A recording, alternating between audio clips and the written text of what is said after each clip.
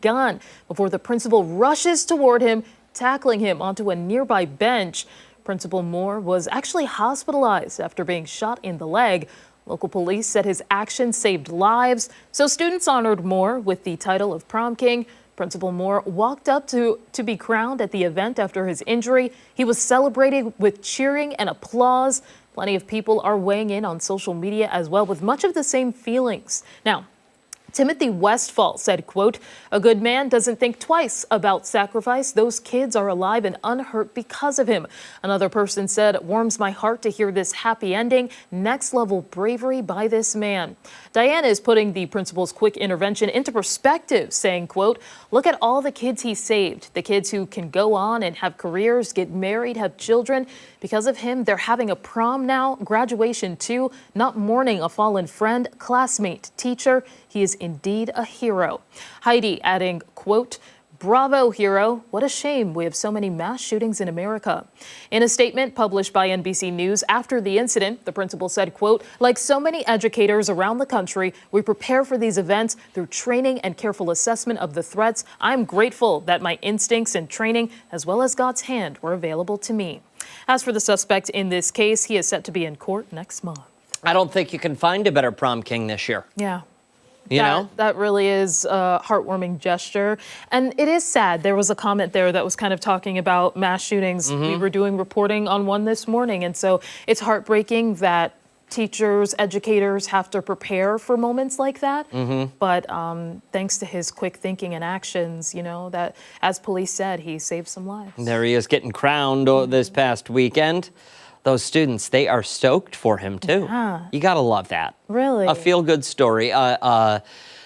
Silver lining ending to what was could have been a horrific tragedy. That is for sure. And it seems like his injury healed up, or his recovery is going well. So I'm glad to see that he's doing okay. Yeah, I like it. All right, let's move along to mine. Every now and then a crime story comes across the wire that makes you stop and say, wait, what?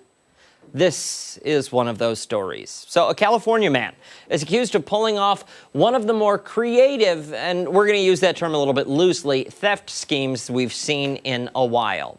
28-year-old Jarrell Augustine of Paramount, California, allegedly walked into Target, bought Lego sets, took them home, removed all of the pieces and minifigures, and then returned the boxes to the store. Sounds simple enough, except for one detail. He's accused of filling those boxes back up with dried pasta. What? Yeah, pasta. Goya brand. Elbow macaroni, to be specific.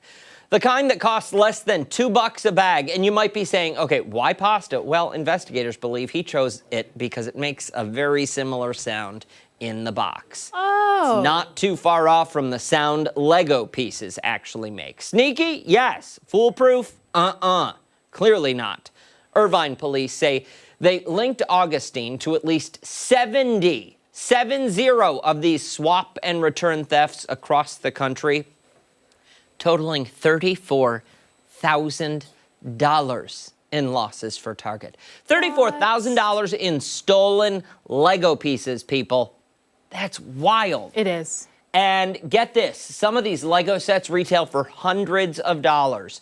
One set in the case, the Marvel Avengers Tower, retails for $500. No, see, listen, I don't care how much I love Lego. Not paying $500. Another, a Star Wars attack cruiser, goes for $80. And some rare Lego sets and minifigures on the secondary market, well, they can fetch thousands. Lego theft, by the way, is a very real and growing problem in the country. Experts say the sets are targeted because the pieces are small, undetectable, and in high demand on the resale market. Just last month, 3 California men were charged with cargo theft after being caught with $1 million worth of Lego in 2 box trucks. What? Yeah, they stole $1 million worth of Lego. But back to our California guy, Paramount, California. Augustine was arrested, booked into Orange County Jail on grand theft charges. He has since been released. To their credit, Irvine police had an absolute field day with this one on social media. They call it, quote, positively terrible. Get it? Yeah, Positively terrible. those plans. And they warned anyone about copying this scheme that they would be cooked al dente. Here's the thing, though, about swapping out those Lego bricks for linguine. Eventually, somebody's going to open that box, my friend. And when they do, your little pasta caper is all going to fall apart piece by piece. What do you do? Like, obviously, you're selling them because you're not playing with $1 million worth of Lego, are you?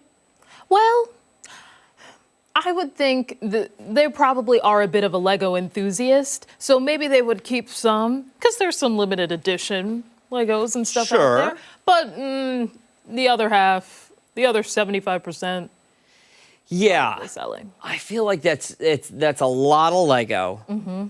And I also feel like making 70 trips to Target to steal $34,000 worth of Lego? It definitely seems like a very elaborate scheme for something that, Yeah. And had to have played out over a good chunk of time, because unless you're going to a different Target every day, that's going to take you 70 days right there. yeah. You know, it weighs. 34,000 you said was the number, right? That is unbelievable. In Lego pieces. Because even if they don't usually have the big $500 ones on the displays in, like, Target, for example. Okay. You'd have to go to, like, someplace in the mall to probably get the rare edition. Okay. The Lego store, probably, to Okay. get the rare edition. So, yeah, that'd have to be a lot of trips. I bought some Lego at Target last weekend for my nephew. It was $26 for this bag of pieces this big. I wanted Because it was to- building, because it was a car, Uncle Dan, the car. Gotta get the car. I gotta get the car. But I wanted to get another set of flowers because I made the Lego roses. Those flowers, they get expensive as well. Seriously? Yeah. Like how expensive? I think like 20 is probably on the lower end. Wow. Yeah. Expensive hobby.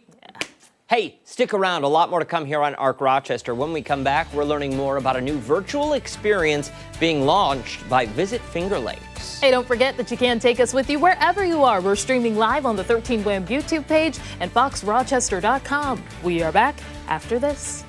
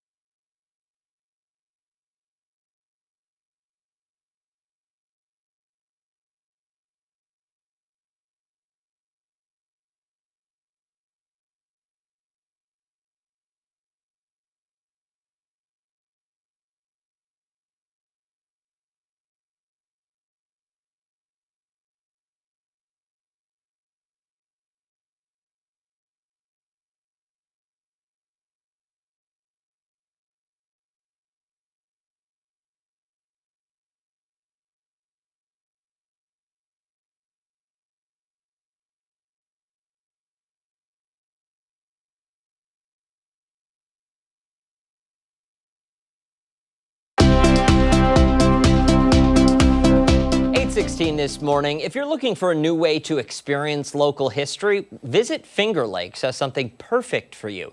They're launching a brand new virtual museum this weekend, turning historic markers across Ontario County into interactive augmented reality experiences. It all kicks off during National Historic Marker Weekend, where visitors can explore the past in a whole new way, right from their phones. For more on how this new interactive storytelling works, we are joined by Jessica Vandemar from Visit Finger Lakes. Good morning to you. Good morning. Thanks for having me. Absolutely. This is so exciting and I think really interesting. Walk us through what this augmented reality looks like. Yeah, so it all starts with a historic marker, and these historic markers around Ontario County, we have added QR codes beneath the ones that are participating, and a user can scan the QR code. It will open up a story about that historic marker, and a number of them have augmented reality experiences. For example, the one for Susan B. Anthony out front of the Ontario County Courthouse will open up, and there's a Susan B. Anthony that will tell a little bit more about her trial at that courthouse. Really? We're seeing that right now, too. Oh, yeah. Oh, Look that's at amazing. that. You can just point your phone and... Where did this idea come from? Our prior president and CEO, Valerie, she had been in Atlanta exploring with the aquarium area, and they had a trail on the ground where you could scan the QR code on the ground and you could see a virtual animal and learn more about that animal. And driving around, you see these historic markers all the time, and there's two sentences that cement that point in history. So it became a way to learn more and be able to share more about the history of those points that you see, because really you read two sentences and you go, there's more to this. Yeah. Absolutely. And Dan was just saying during the break that, you know, this younger generation, they connect with technology and are probably going to really benefit from this. What is your goal, or what do you hope that they take away with this? Definitely to learn more about the history in your backyard for those that are local, and then to also teach others the history connections that there are for people that come and visit. We have, as I use Susan B. Anthony as the example, there's ties to Canandaigua with the courthouse, but there's ties to her home and her gravesite here in Rochester. And you also see a thread with Marcus Whitman and Narcissa Prentice, who went across the western states. So really you get the story to know that it started here, but it goes way beyond just the area. What has the response been? I have to imagine people are pretty stoked about this. Yes, we've had a really positive feedback so far on it. We've sort of been in beta with it, and we're excited to launch it. It's been in process for a few years now, and we've had a lot of great support, and we really utilized students at RIT and Magic Spell Studios to help with doing the research and the augmented reality. So it's been teased up for a while now, and people are really excited to learn more and experience it. And are there any hopes to be able to expand it to some other sites? It would definitely be great down the road to be able to expand it and see more history come to life in the Finger Lakes region and beyond that. So right now we're starting with what we have. There's over 60 locations throughout Ontario County that we started with. And all 60 locations have QR codes and offer some form of augmented reality. They have some of them have augmented reality, some of them have other digital experiences, Sure. such as maybe sliding a photo to see what the historic photo of the building was to what the building looks like now. So we have probably about 20 that have augmented reality experiences, but all of them have QR codes. How cool is that? And you mentioned just a moment ago all of the work that has gone into this with students from RIT, and then, forgive me, the company you said? We used Story Okay. as the local Rochester company that did the platform. How long did this entire process from inception to now launch take? It has taken probably about 3 years.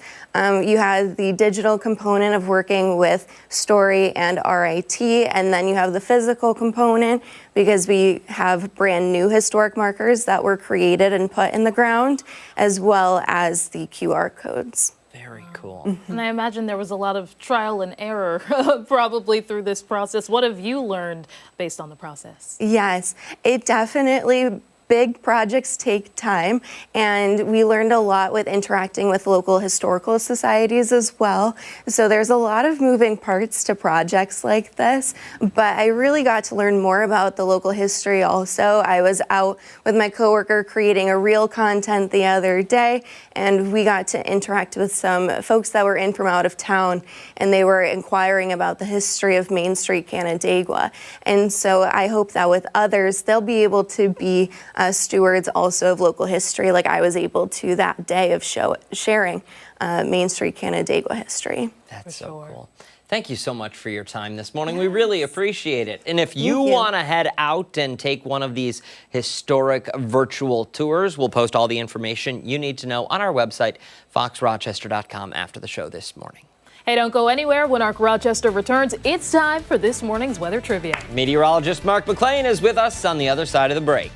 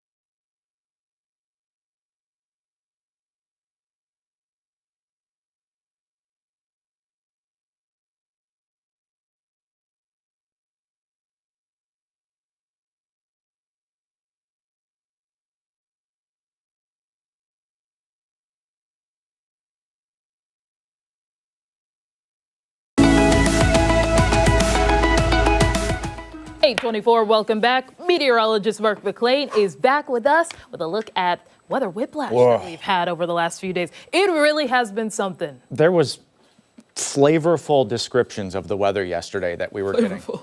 To say the least. Yes. Yeah. I opened the back door, walked out onto the deck, pulled out my phone, shot a 10-second video. It was a PG video.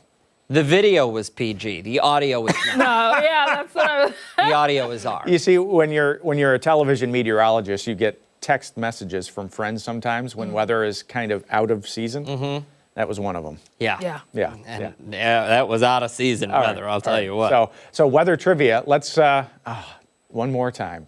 If this is a cold day or a snow question, I'm going home.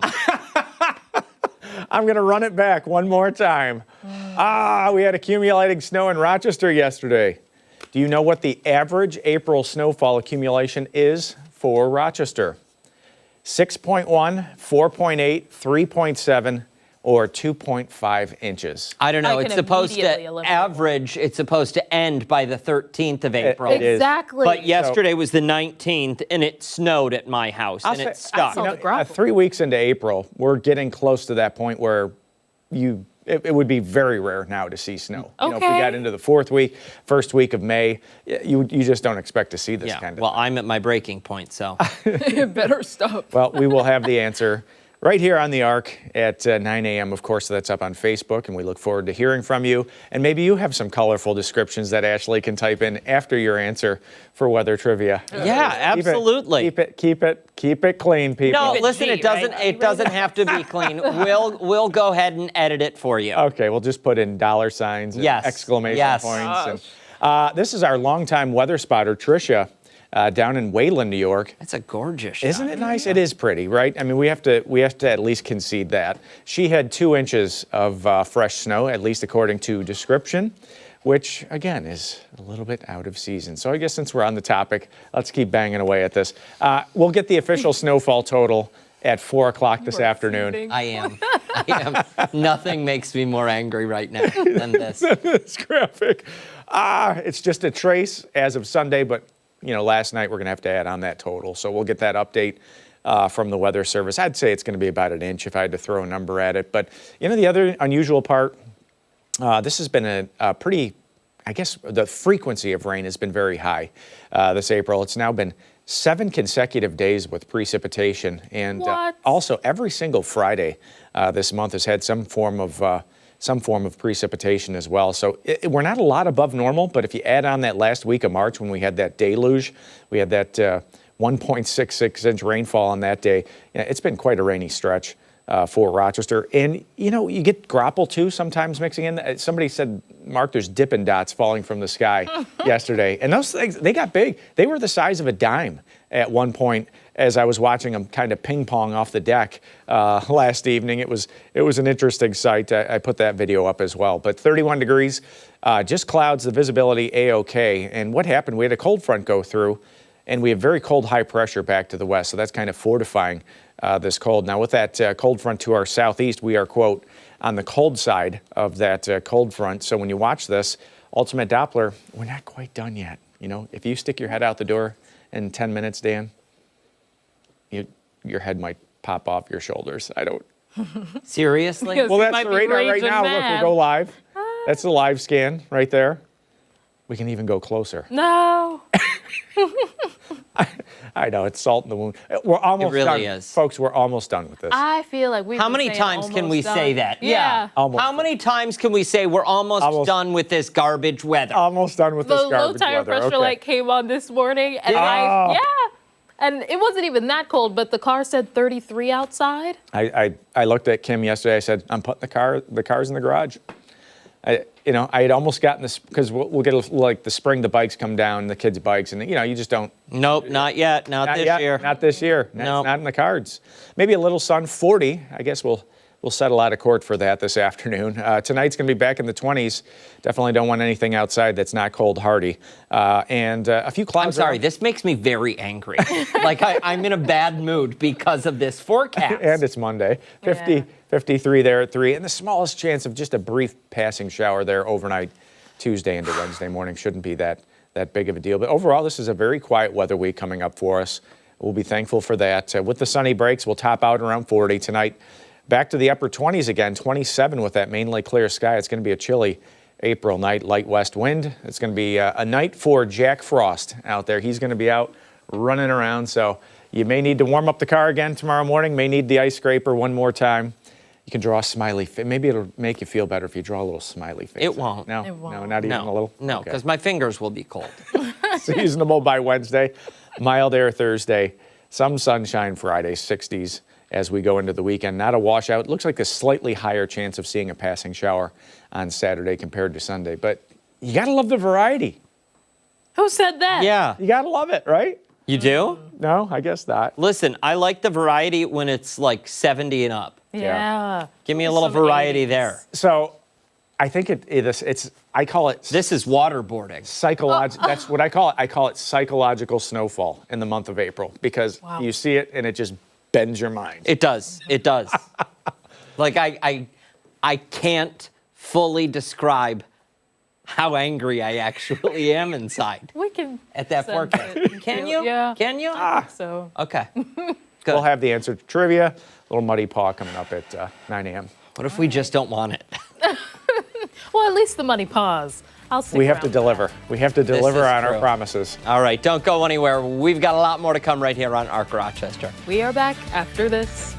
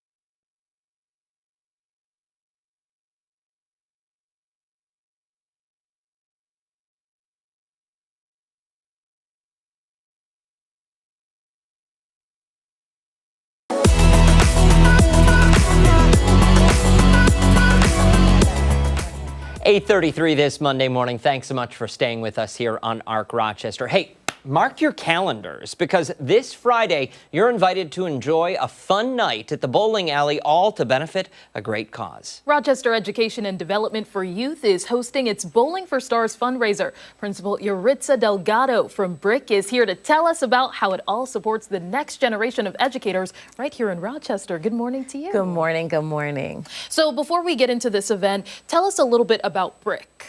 So BRIC is a new school that we're coming into September.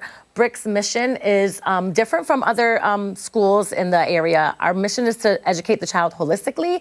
And when we talk about that, what we mean is not just inside the classroom, but outside of the classroom, supporting with families and also supporting the community, being able to help the community thrive. So also teaching SEL curriculum so that we're not just building instructionally, we're also building character and making sure that we're preparing our scholars for the real world. Now, is BRIC a charter school Yes, of it is. sorts? And what grades? So our start is going to be kindergarten and first grade, and every year as we roll out, we will add another grade level. Okay, so next year you'll have a second grade and third, so on and so forth.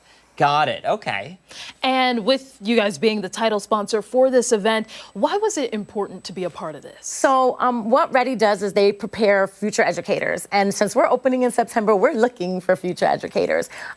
What education for teachers in BRIC looks like is a lot of support. So they're just not teaching on their own. It's a lot of modeling, a lot of coaching. And so they'll be prepared by going through what's happening at RIT and the programs that RIT provides for future teachers. They'll be prepared for what's going to happen at BRIC as an educator. Let me ask, because I'm sure there are some folks sitting at home this morning thinking to themselves, you know, always wanted to be an educator. I've always wanted to teach, or I'm on the road to becoming a teacher. I can't wait to start. What are the words of encouragement for anyone who may not be there but has always wanted in the back of their mind to do this, to become an educator, to shape the minds? So being a teacher was like my pride and joy. I loved the classroom, and I always tell people it was the closest to famous that I'm ever going to get, right? So I'd be in there. I have to captivate my audience. I have to engage the scholars, just like a star. And then when I'm out in public, people see me and they're like, Miss Delgado, and it's so exciting. So if that's your passion, if it's what you love to do, to shape minds, to shape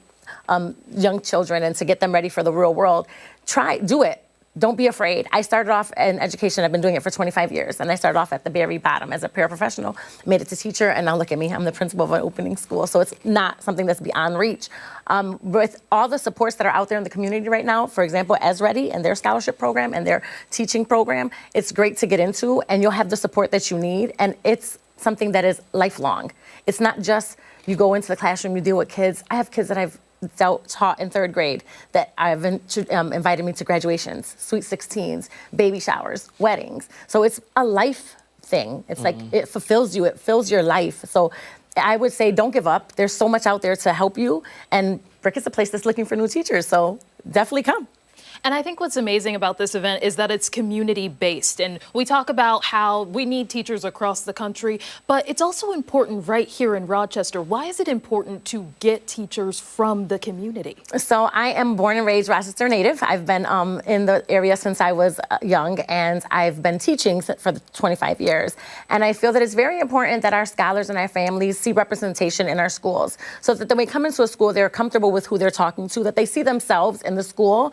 So I think that's very important, to be culturally responsive, to be able to understand that there's challenges within this community, because we do live in a community that is very poverty-stricken. So being familiar, being able to see a face that is not going to judge, but that's going to welcome and support.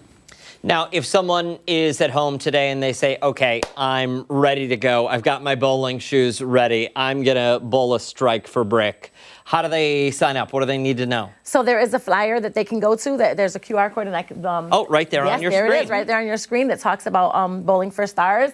It will be happening on Friday. Super excited about it. Come out. We're gonna have lots of fun. I will be there. So any founding families that have signed up for BRIC can come out and meet me there. What's your high score? I'm not a great bowler, but it's okay. I just like to have fun, so it doesn't You're matter. an educator. You don't need to bowl. Not that I want to bowl. I just want to have a great time. Love it. Thank you so much for being here this Thank you so much for having me. And we'll make sure to post all of the information and much more on our website, foxrochester.com, after the show this morning. Hey, stick around. We still have so much more to come here on ARC Rochester, including when we come back, we're taking you behind the story this Monday morning. And don't forget, you can take us on the go wherever you are. ARC Rochester is streaming live right now on the 13 Wham YouTube channel and foxrochester.com. Stick around. We're back after this.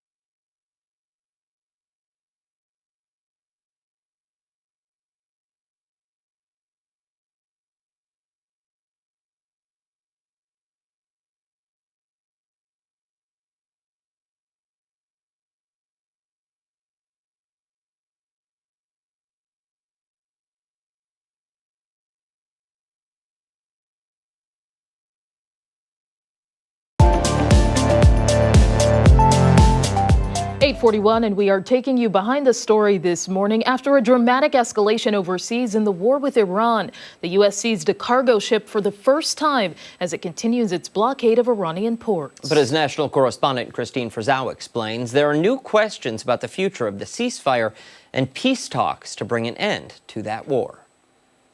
President Trump says it's his final warning to Iran. I spoke with President Trump today, who said if the Iranians don't sign the deal, their whole country is going to get blown up. We have a long history of taking down bridges, power plants, and other infrastructure that is powering Iran's military. The U.S. naval blockade remains in place, with an Iranian cargo ship reportedly stopped when it tried to pass. President Trump posting online a U.S. Navy ship stopped it and blew a hole in the engine room, that the U.S. Marines now have custody of the Iranian vessel. At the center of negotiations and frustration, the global game of red light, green light in the Strait of Hormuz, which had been temporarily opened, then shut down by Iran, which on Saturday fired on ships attempting to cross, sending global oil markets into a tailspin.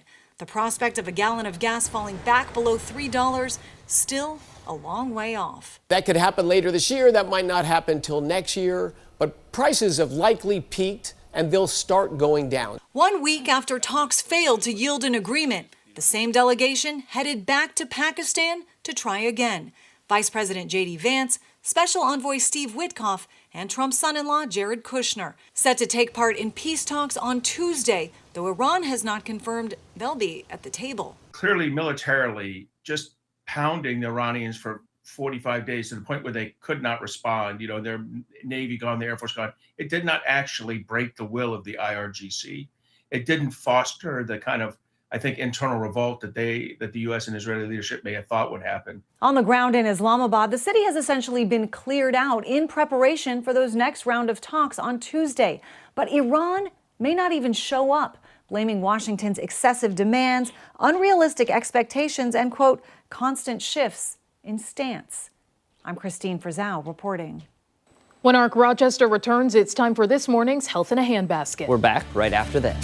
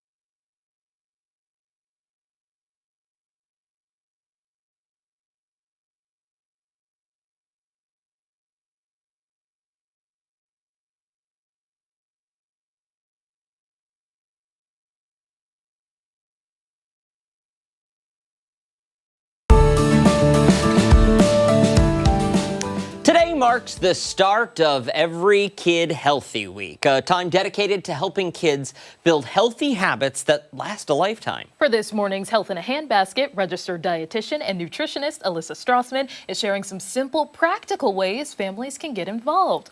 There is a lot here that is amazing, something for all ages, it looks like. Yeah, absolutely. I think, it's important we think about developing as kids and practicing healthy lifestyles, but really the point of Every Kid Healthy Week is highlighting the link between nutrition, physical activity, our mental health, and learning, the opportunity to learn, connecting the dots between physical health and our ability to learn and thrive as people. Putting it all together. Yeah, absolutely. Okay. And I think the point of this week is that this is something, as we're talking about highlighting things that we can do with our kids, and I want everybody to think about it as us doing it with kids together, because I think some of these things not only benefit our kids, but it also can help benefit us as well as we're practicing some of these things together. Yes. So this week, each day has a theme. So I kind of picked from the themes, we'll go through them all, but some different activities or ideas that we can do, and families can pick and choose what works well for them. But I think there'll be an opportunity to practice a bunch of different themes throughout the week. So the first is Mindfulness Monday. Some ideas here are just going on an intentional or a mindful walk. So as you're setting out and enjoying, the weather this week, hopefully it'll warm up a little bit. Yeah. Just picking one or two things to be intentional about observing. For instance, I went on a walk with my toddler nephew last week, and we were on the lookout for buses, yellow buses and circles. Circles are a thing that they love, and so it just made us more aware of paying attention with our senses. What are we hearing? Can we hear the buses? What are we seeing? Looking at the colors. What are we feeling, as we're going out and finding rocks and pine cones and all of these things on this walk? Another idea is just to share in reflective or open conversations with our kids. Tell me about your day. What were your highs and your lows? What was something that you were proud of? Did anything make you smile? And sharing in that with your children, what about you too? Some other things is just finding ways to be creative with art, or talking about different ways where we can give our brains a break. Sometimes when we are in the midst of school or when we're feeling stressed, what can we do to take our minds off of some of those activities, just giving ourselves a time for a break? Some other things that we can think about, or another theme, is Tasty Tuesday. So this may be where we pick a new food to try. Maybe we try a familiar food in a new or a different way, trying a new recipe, or planning and preparing a meal together, or talking about what makes a meal environment positive. Like, how do we enjoy eating so that we can be mindful and taste our food? Is it putting music on? Is it having phones and screens off during that time so that we can connect as a family? It honestly seems like a common theme is just being present in every sense of the word. Yeah, absolutely. The next is Wellness Wednesdays. So thinking about getting active and outside, playing hopscotch, playing catch, tossing, our basketball around. If the weather is not so great, maybe it's playing an active video game with our kids, or putting some music on and doing chores, or cleaning up around the house, or having a dance party. It needs some air. Sorry about that. It doesn't bounce. I told you some of these things are props, right? I went and it just... It's been a long winter, Exactly. And it's still going, it seems. Yes. Yeah. So then we have Thoughtful Thursday, and this is where we can do things that are kind for others, learning about where food or plants come from. Thinking about Earth Day on Wednesday, we can think about how we interact with our environment, talking about recycling and waste, how we care for our earth or our outdoor space, or we can even take the opportunity to talk about bullying and peer pressure, at school, and what we can do in those specific situations. And then the next is Family Friday. And this is where we can maybe tune out to tune in, having like a technology timeout, playing a game with our family, starting a puzzle, or just simply getting everybody involved and thinking about what can we do as a family that might be fun. We can go and garden. We can go play paddleball. We can use some chalk on the sidewalk. The options are limitless. For somebody sitting at home, Alyssa, they want to learn more. They want to see who you are and see what other advice you offer. Where do they go? Yep, you can go to alyssastrassman.com, or you can find me on Facebook, Alyssa Strassman, RDN CDN. Perfect. All right, thank you so much. And we'll post that information for you over on foxrochester.com. Hey, don't go far. A lot more to come right here on ARC Rochester as we continue into the next hour. We're back right after this.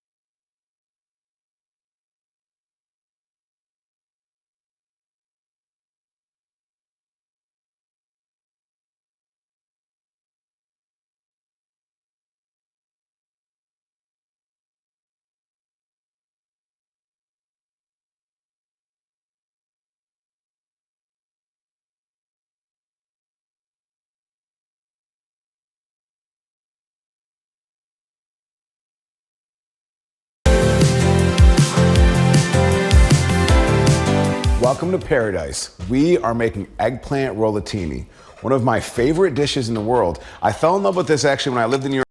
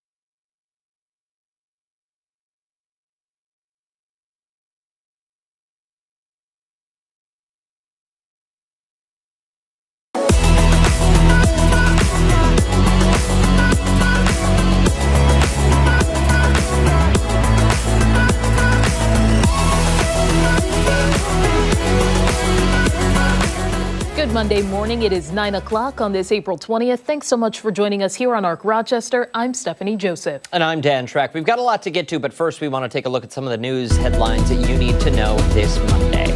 And we start this hour with a story 13 WHAM has been following since last night. We do have an update. A recent parolee has just been arraigned and has pleaded not guilty to second-degree murder. 29-year-old Julius Ware was arrested last night in Geneva, charged in the death of 37-year-old Emmanuel Richelieu.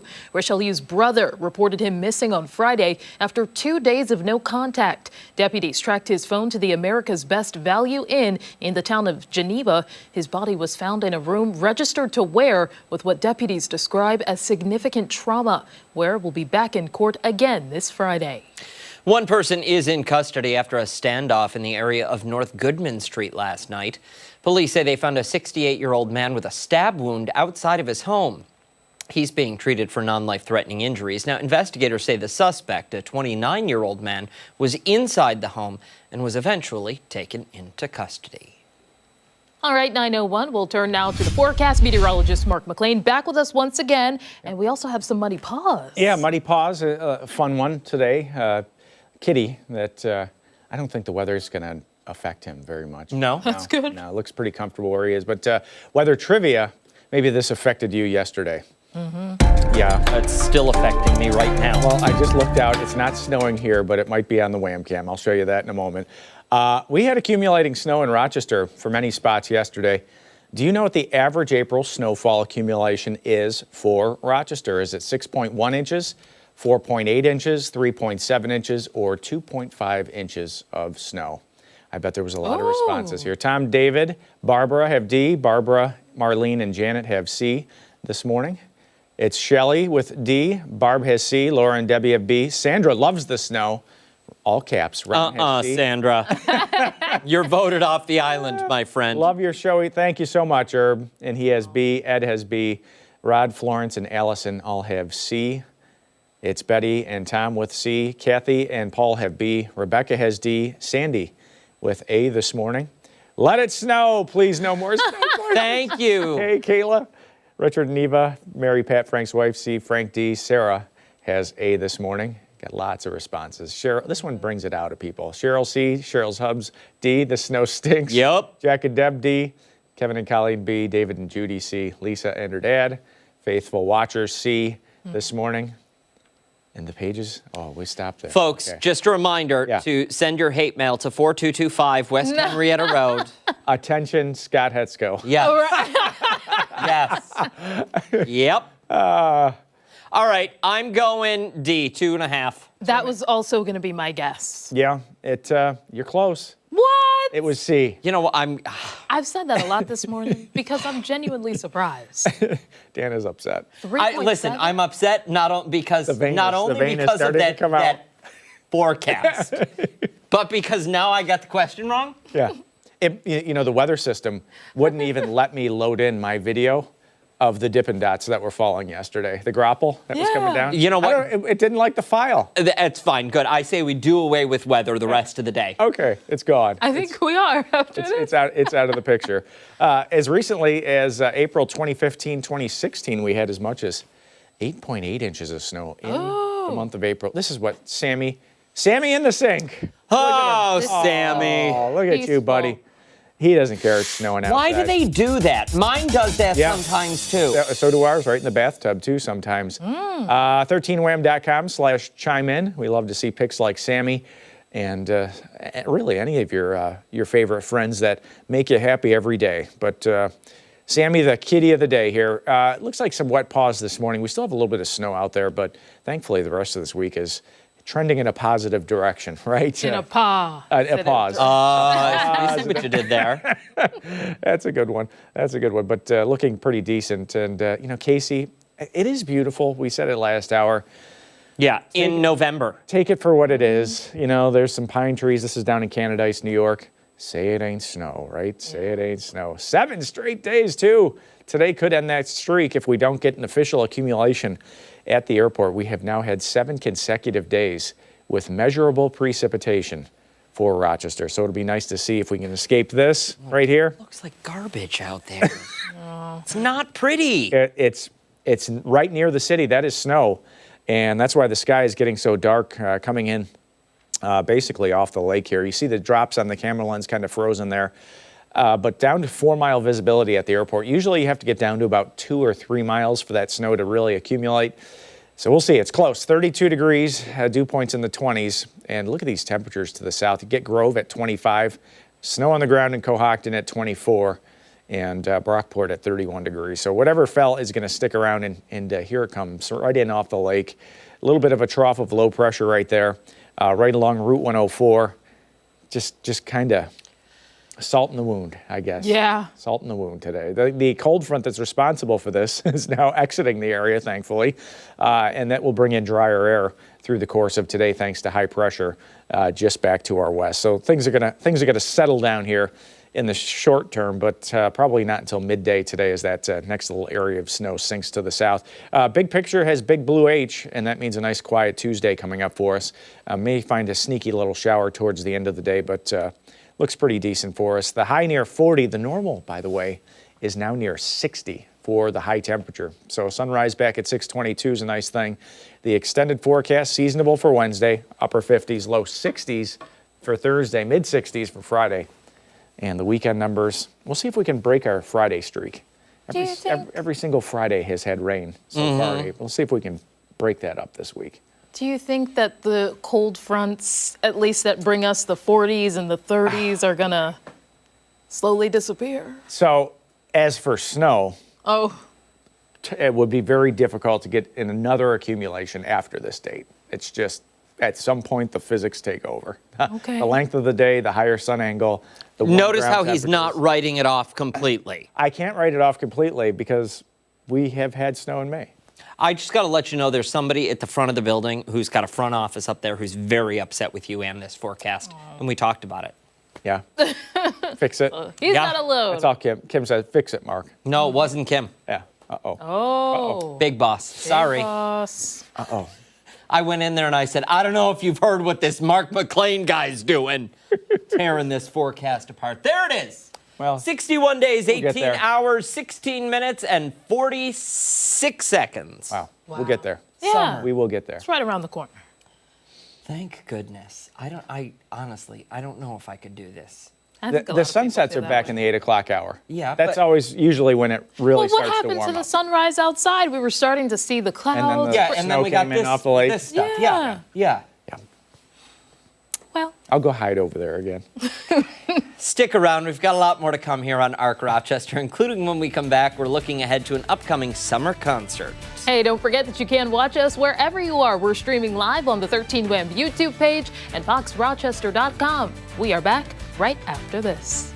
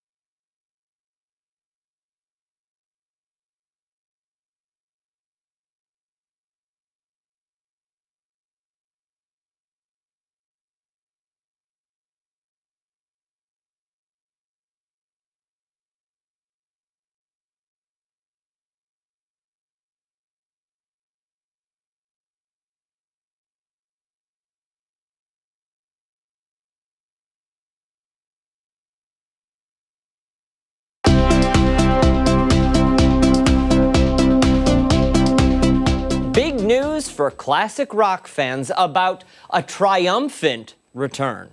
Canada's Triumph is back together. They're heading out on a 50th anniversary tour that will take them to Darien Lake in June. The trio is being turned into a five-piece. Guitarist and singer Rick Emmett talked to our executive producer, Mike DeGiorgio, about the new lineup and the tour. Here's their conversation.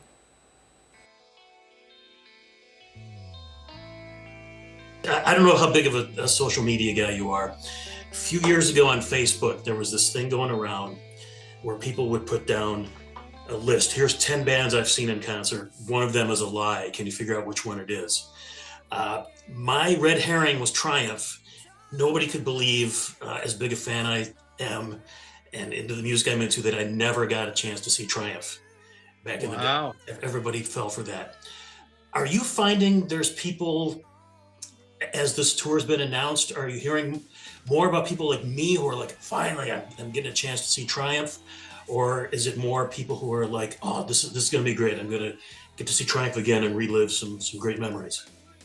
It's a little bit of both. I think that there are people that, I think there's grandfathers that want to bring their grandsons and their grandchildren, we're literally sort of 3 generations in.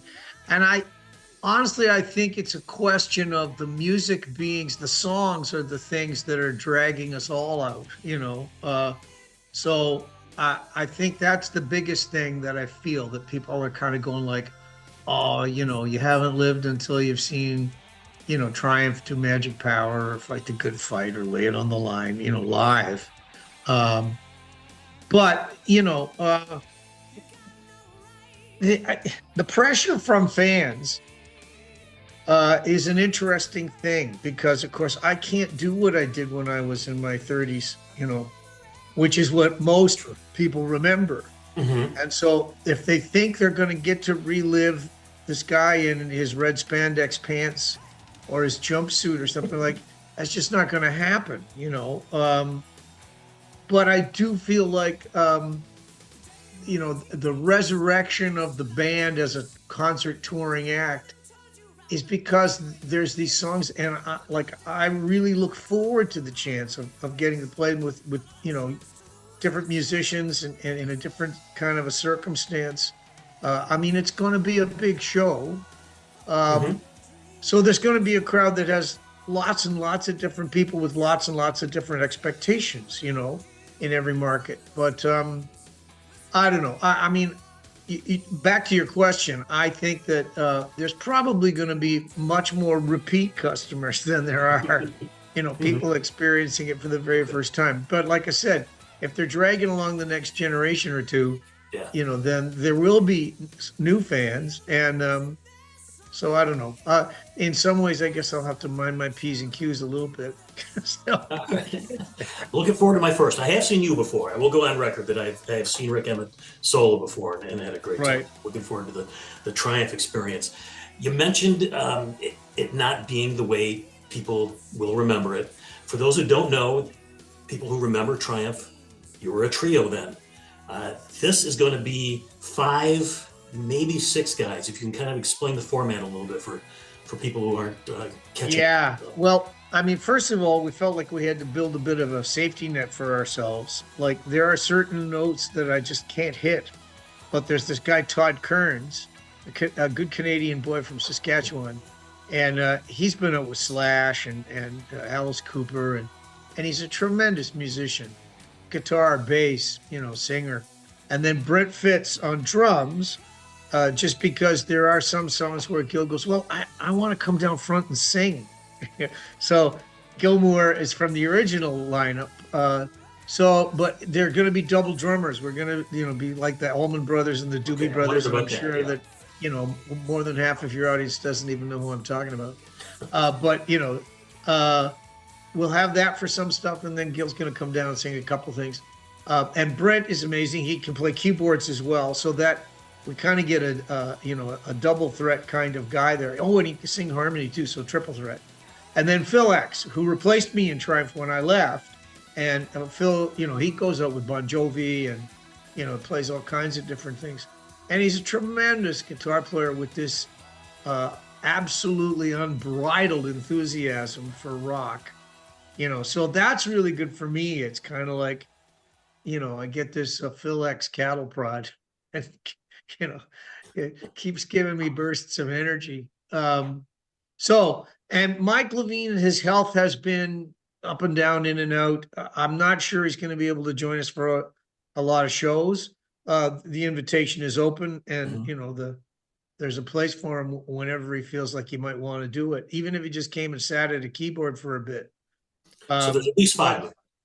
Yeah, there's a core 5, potential for 6, but the lineup is I'm going to go stage right to left. Phil,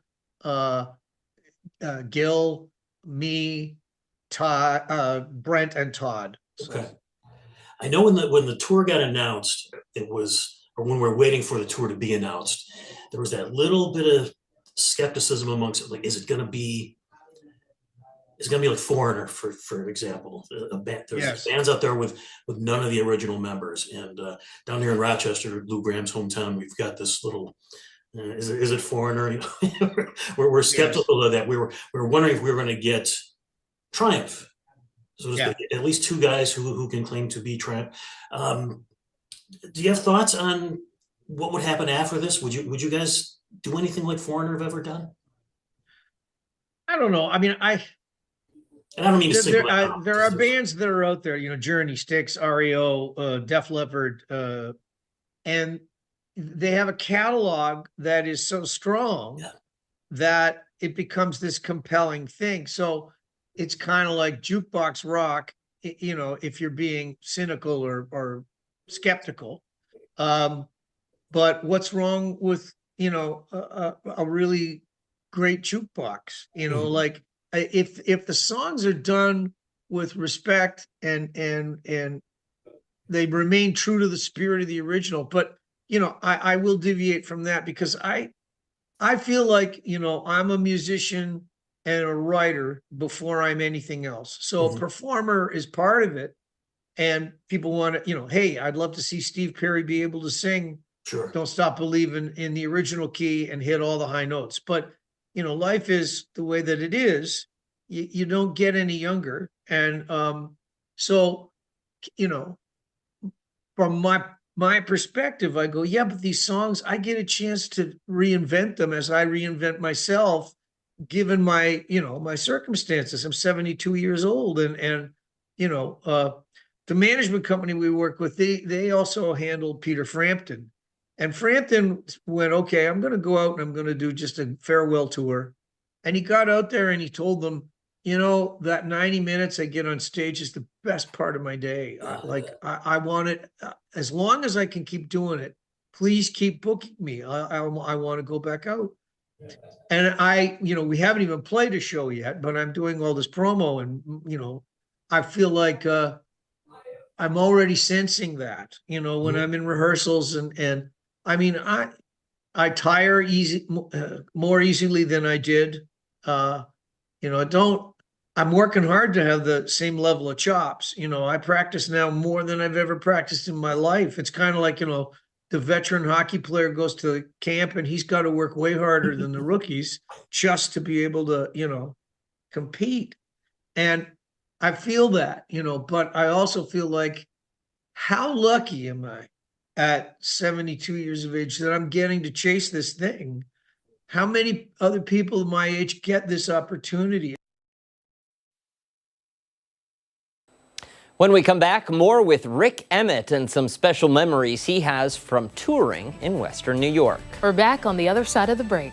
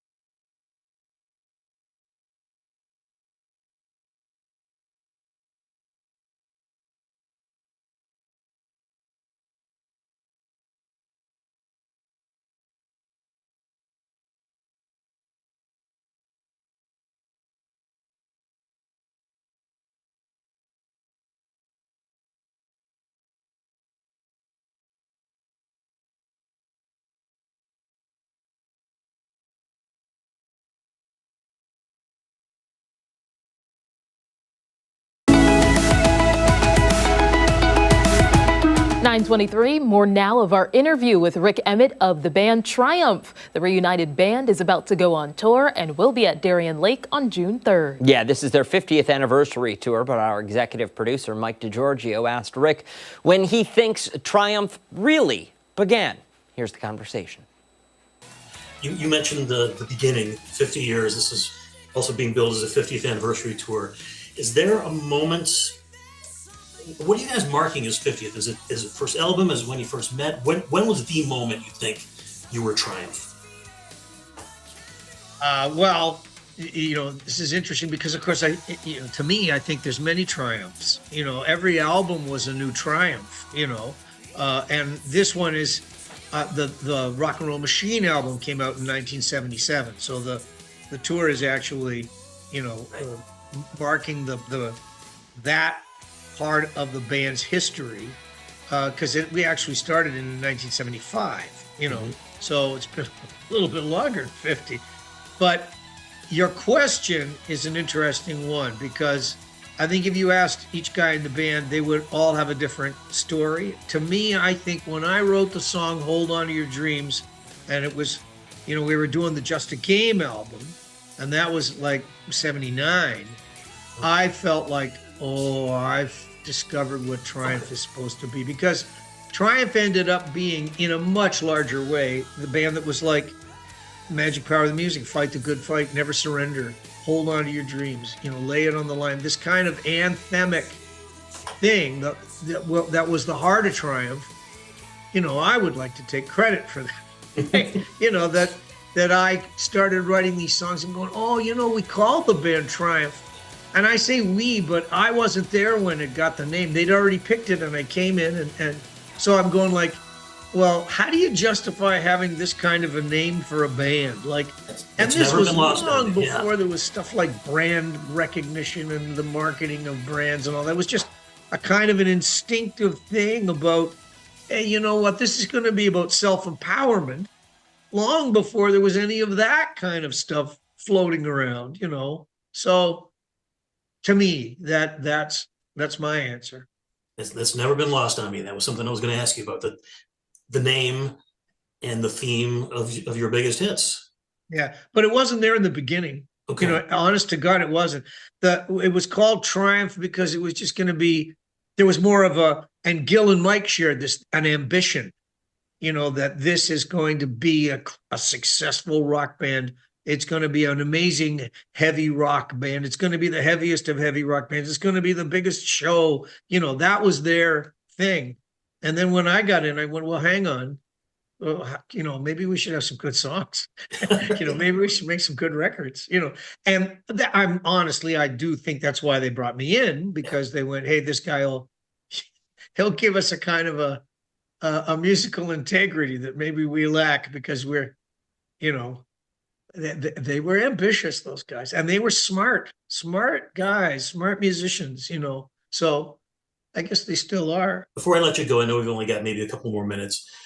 Any memories of touring around Western New York? I mean, we're not quite Toronto, but we think you're close enough to home for us. Listen, I mean, even after I left the band, I would go back and I would play like, the Canal Days in Tonawanda, and those were always really nice summer shows to get to do, and I think I lucked out with weather most of the time. They were like beautiful summer nights, and of course, you can go right back to the early stages of Triumph. We played McVan's, and we played After Dark in Lockport, and there were all of these places that we played when we were just a bar band, Yeah. And so that's kind of how it started. But I remember specifically one tour where, Buffalo had the War Memorial. I think Rochester and Syracuse all had War Memorial kinds of, Still there. Stadiums. Yeah. Well, Buffalo's isn't there anymore. But yeah, is there still one in Rochester? It's the Blue Cross Arena at the Rochester War Memorial. Still. Okay. Yeah. Where the hockey team. So there's times when you play someplace and you kind of feel like, okay, well, I've made it, and I think I had the feeling more from playing Klein hands in Buffalo than from playing when we moved up to the odd. It was like when we played Klein hands, there was a feeling in the room, when a band plays and you just know that the audience is with you, and you kind of go like, yeah, you play about 8 notes and you go, okay, we got this. This is gonna be a nice night, And Buffalo was always like that, and I think if you want to find the culprit, blame radio. FM radio are the people. So, and we always had fantastic support from upstate New York radio station, the proximity to the Golden Horseshoe in Toronto and all of that, So I think in a way, we got the key to the city in Buffalo. So that only ever happened in 3 places: our hometown in Mississauga, San Antonio, Texas, and Buffalo. So it's like, I think folks in those necks of the wood, are going, they're our band. That's our band, Nice. So you're not from there, but they're claiming you, which is a beautiful thing. Like, always indeed, it's a cliche, but man, that's the magic power of music, that you end up becoming the honorary citizen of some other place, Beautiful. That's the perfect way to end it. We'll remind people, Rochester, Buffalo can see Triumph. It's June 3rd, Darien Lake, see Rick Emmett and Triumph. I'm looking forward to it. Really looking forward to seeing you there, and appreciate the time here, Rick. Thanks, man. You're welcome. My pleasure.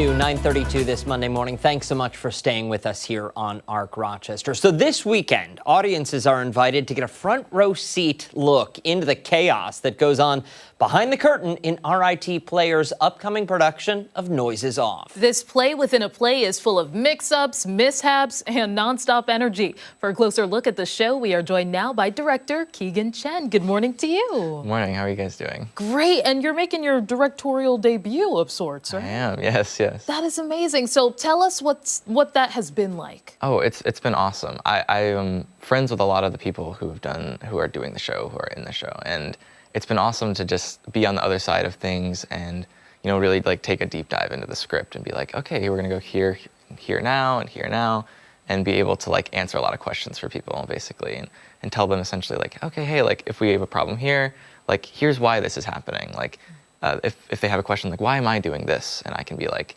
well, this and this and this, because I've like looked into this in the script, and it's been a lot of fun. Yeah.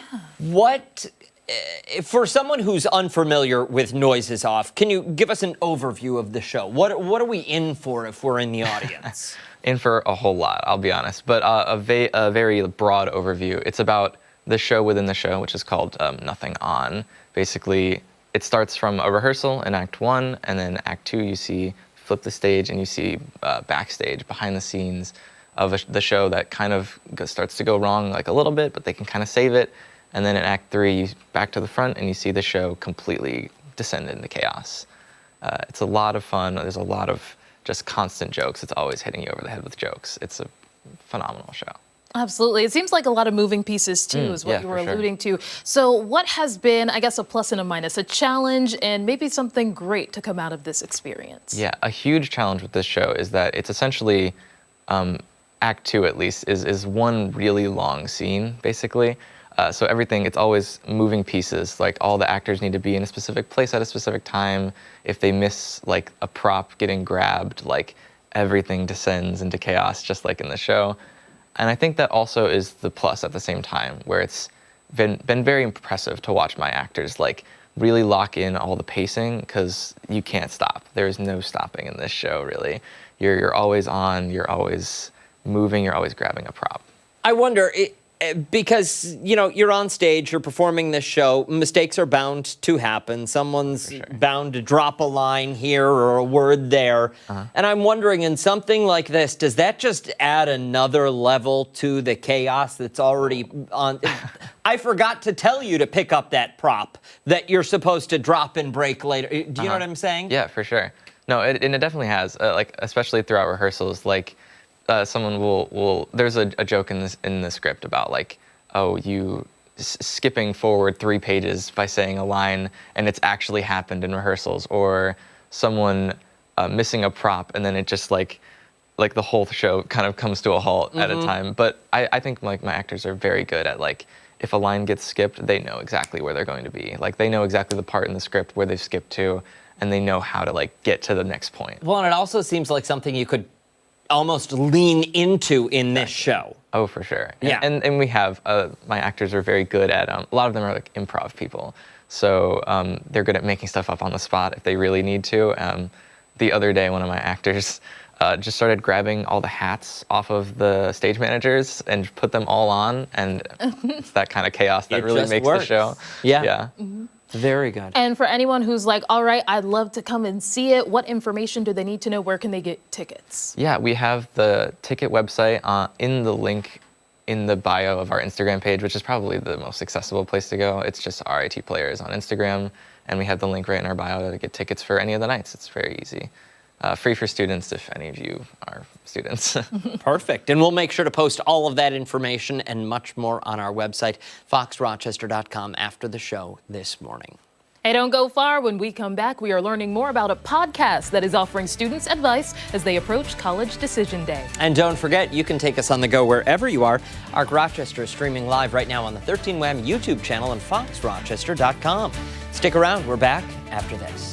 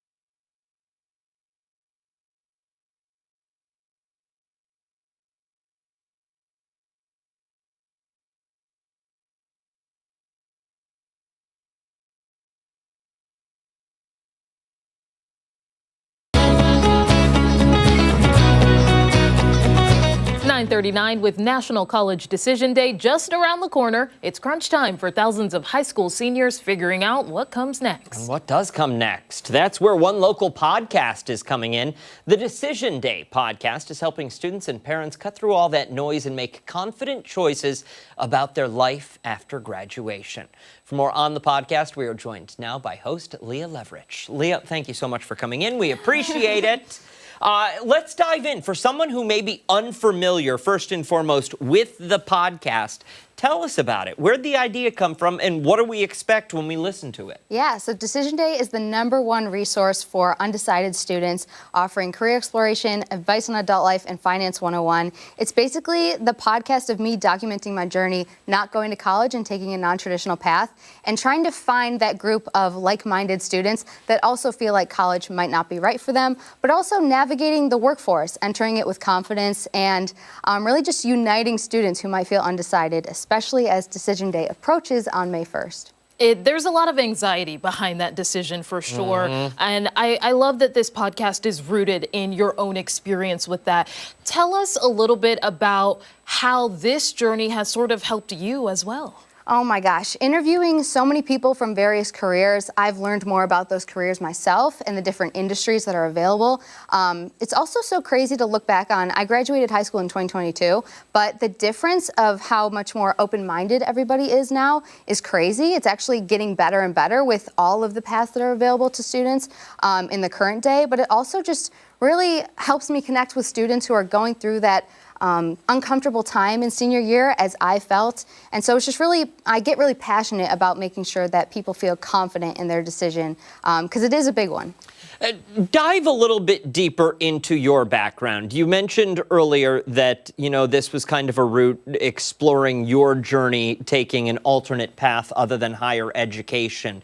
How did you come to that decision? Because you didn't have this podcast to lean on. So how'd that work for you? Yeah, so I was always interested in the business and entrepreneurial world, but I didn't realize it until a few years after.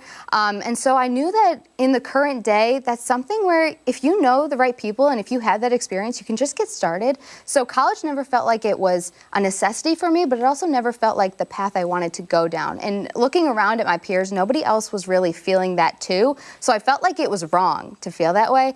And now being 5 years in the working world, in the business world, it really just makes me feel confident in my decision. And I hope to inspire other students to feel like they can do the same, because it's so much fun, but also now I have that 5 years of work experience and I've learned so much along the way. Absolutely. And of course, everyone should listen to the podcast. But if you had one piece of advice for a senior right now who is like, I don't really know, my parents wanted me to go here and maybe I should listen to them, but I'm also interested in this, what would you say to them? It's very real. I hear that all the time. I would say figure out what career you want to enter and then work backwards and see what college or course or training is going to get you there. College isn't the only path anymore. And so ask yourself, if you're undecided, what are you naturally good at? What do you enjoy doing? And what change do you want to make within your career? And I feel like that will help give some clarity. And then a little bit of reverse engineering, and you can see the steps that you actually have to take to make that future life a reality. Exactly. It's no longer what college are you going to, but rather what career do you want to enter and what do you feel passionate about? Absolutely. Where do you see Decision Day going in the next couple of years? How do you hope to grow? I hope to just get in front of more students. I love talking in person, visiting schools in our area, and really seeing what the high schoolers are dealing with right now, what they're concerned about. And so I would love to just expand the community and reach more people and answer as many questions as possible to really alleviate some of their nerves. Let me ask, do you have students on your podcast, any high school seniors who are in the midst of making that Decision Day decision? Yeah, I've had juniors, seniors. I just interviewed last week someone who goes to the Golisano Institute, so even entrepreneurs. And really, it's just taking in all of the different paths and all the unique things going on, especially in our area, and documenting it. And for anyone who is looking to catch an episode, where can they go and find it? Yeah, so it's available on all platforms where you listen to podcasts, also on social media at Decision Day Podcast, and especially on YouTube. Very good. I like it. There's not just one way to achieve the goal. There are multiple ways. Yeah. There sure are. I'm so glad you get it. Much. Thank you. Absolutely. Absolutely. Hey, stick around. When we come back, we're taking a look at some of the stories that have people talking this Monday. We are back after this.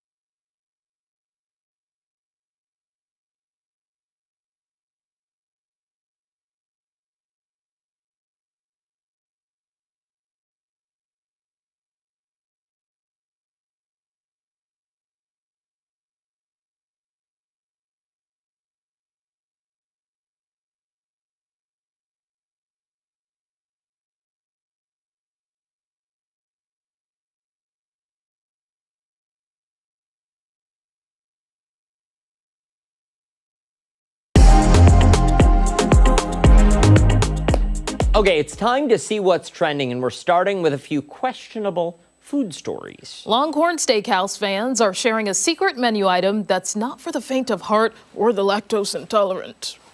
The chain restaurant is known to offer customers the option to have their signature Parmesan crust added on just about every item for an extra $2.95.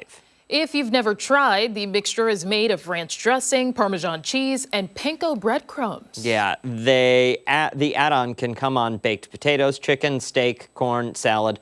But some fans are wondering how far the chain will go. Some customers have posted online that they have asked their servers for Parmesan-crusted water. Longhorn actually allows customers to order the drink. However, they advise it does not taste good. Doesn't look good. No. According to one guest who posted their order online, they drank some of it. It tasted as bad as you would expect, like cheesy soup left sitting in water. It's too early for that. The user then went on to say that they had to have the drink taken away from the table halfway through the meal since they couldn't stand the sight of it. Okay, yeah. Other restaurant goers mentioned that they have ordered their dessert with the topping. Some people online have gone as far as to recommend the caramel apple gold rush with the topping, claiming it's delicious. Hashtag no. Yeah. It's easy pass. Yeah. No, thank you. All right. Moving along now to a new ice cream flavor that is turning heads. Okay, so an ice cream shop in Texas is celebrating a Southern staple, offering crawfish ice cream. The sweet treat has been a fan favorite at the business since 2019. The handcrafted ice cream offers a wacky flavor combining Cajun seasoning, butter, garlic, and even topped with an entire crawfish. According to the shop's owner, fans call as early as January, asking when it will be back in store. The owner went on to explain that she never thought the ice cream would have such a high demand, but she will continue to give fans what they want until they stop asking. So who's going to stop asking? Someone has to be. The ice cream was inspired by a family seafood boil. The owner said she was eating dinner and thought to herself, you should put these flavors into a crawfish ice cream. No, you shouldn't. The ice cream base of seasoning, butter, and garlic is cooked with live crawfish to draw out the down south flavor, but it does not contain an actual crawfish in the ice cream, just on it. Yeah. According to fans, the best way to eat the dish is by first the crawfish, then use the crustacean shell as a spoon. I'd be scared of eating the shell.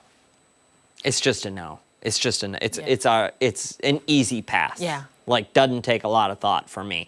People online say it's different, but worth a try, saying it's both sweet and salty for any kind of palate. You can have sweet and salty foods that are normal, too. Yeah, like pretzels and chocolates, yeah. Others say if you eat it, just don't kiss anyone after. No surprise there. You just ate ice cream with crawfish in it. Yeah. I don't. It would be like, you know how crabs are big in Maryland? Yeah. We had a crab feast senior year. We didn't have like... Crab ice cream. Yeah. Yeah. No. Turning now to a new vehicle that's offering drivers an extra special feature.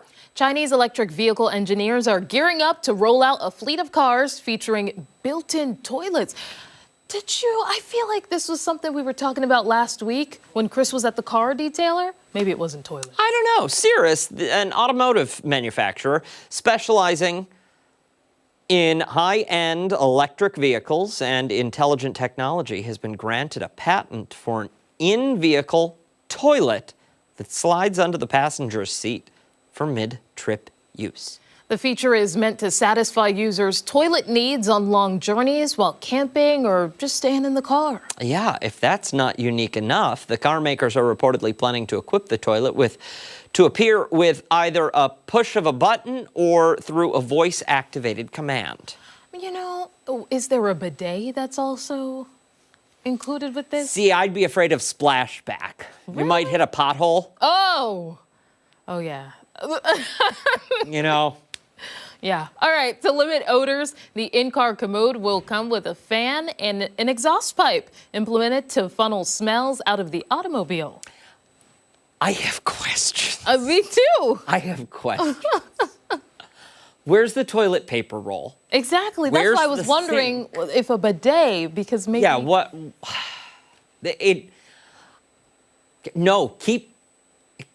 No. Hand sanitizer is not cutting it when you are relieving yourself while driving on the 90 to Buffalo. Oh. Like, no.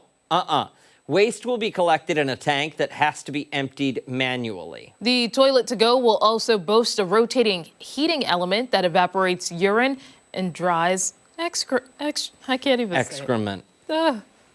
That's so gross. When not in use, the toilet will be concealed beneath the passenger. The passenger or the driver? The passenger.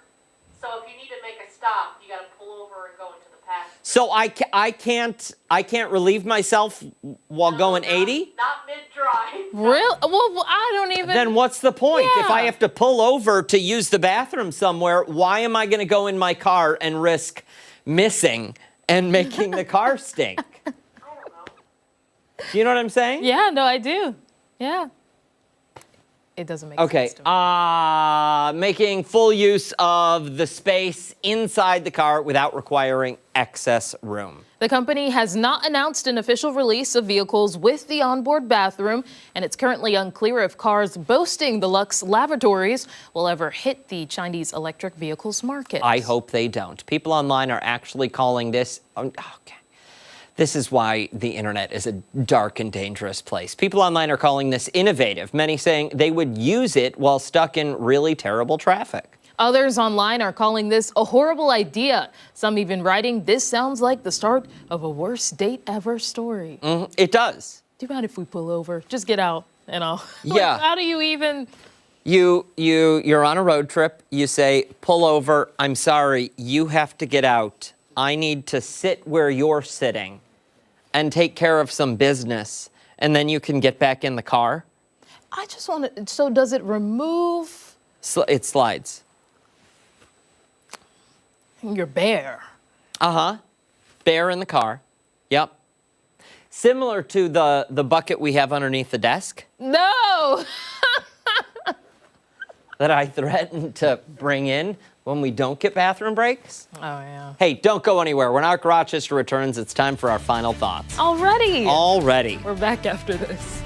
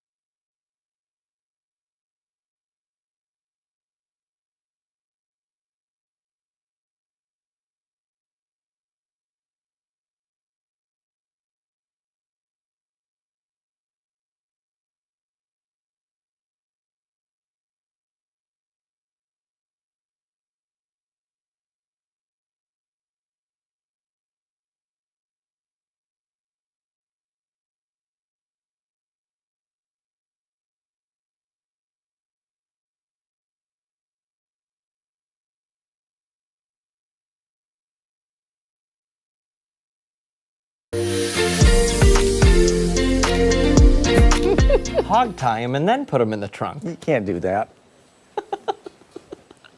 We're They seeing final- snow. They really Final don't like thoughts this on our. weather. Yeah, can you show this? Well, if Ashley puts. We up probably graphic, don't have time that to isn't see a it, do Cody. we?